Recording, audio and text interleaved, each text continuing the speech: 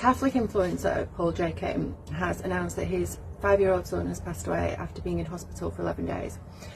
And this is horribly tragic, and I sympathise enormously with anybody who has lost a child. I cannot imagine the anguish. But when a story is being put out there for public consumption, particularly when sympathy and support is being garnered, it's really, really, really important that we have all the facts. This is sort of particularly relevant right now, especially with the whole Charlie Kirk, Turning Point, Erica Kirk, all of it. Okay, it's really, really relevant right now. We really have to understand that when stories are being put out there for public consumption, we deserve to know every single fact. And I find this especially with stories that come out about the tragedies that are child deaths to disease. So it's being stated that Paul J. Kim's son died from flu, sepsis and seizures.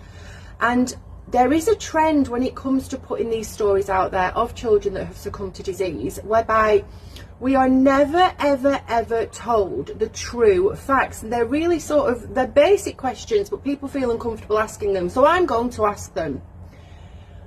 When it comes to any form of child that has tragically passed away from a disease after being in hospital, can I ask these questions?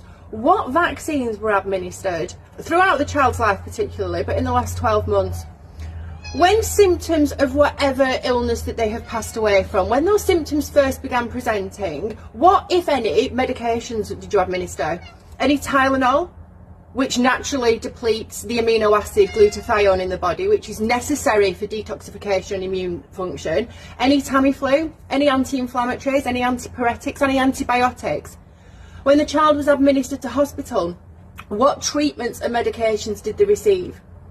Because here's the thing, the fear that strikes into the heart of every parent when we read these stories, when we absorb these stories, when we emotionally invest into these stories, is the underlying fear that there is an invisible pathogen and that there is a biological response that can come and attack our children anytime, anywhere, and it can result in death. When the actual fundamental truth is that iatrogenic harm remains the leading cause of death worldwide.